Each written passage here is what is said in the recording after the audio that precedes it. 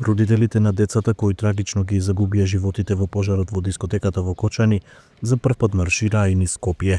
Дел од нив беа повикани на средба со државниот јавен обвинител.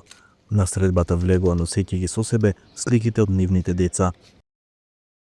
Одговорајќи на сите поставени прашања и дилеми на блиските на починатите, обвинителите ги уверија дека истрагата е сеопфатна и се земаат предвид сите аспекти на евентуална одговорност за трагичниот настан. На семејствата им беше најавена и динамиката на предстојните распити на оштетените како следна фаза од истражниот процес. Маршот продолжи пред собранието. Пратеници од СДСМ и Левица, додека траеше редовната пауза за ручек, им се придружија на демонстрантите, велејќи дека ја разбираат нивната болка. Со неговата добрина и неговото ангелско лице гледаше да спасе многу животи, но за жал неговиот не. А зошто?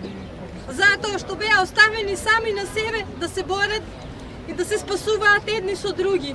Тој беше толку многу хуман што не можел да ги остави своите другари да загинат.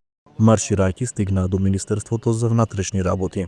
Правда од овој случај мора да има. Ако сакаме да имаме нормална држава, овие деца, ако сакаме да имаме нормална држава, не треба никогаш да бидат заборавени. На денешниот протестен марш поддршка даде и поранешната шефица на обвинителството за гонење на организиран криминал и корупција Вилма Русковска.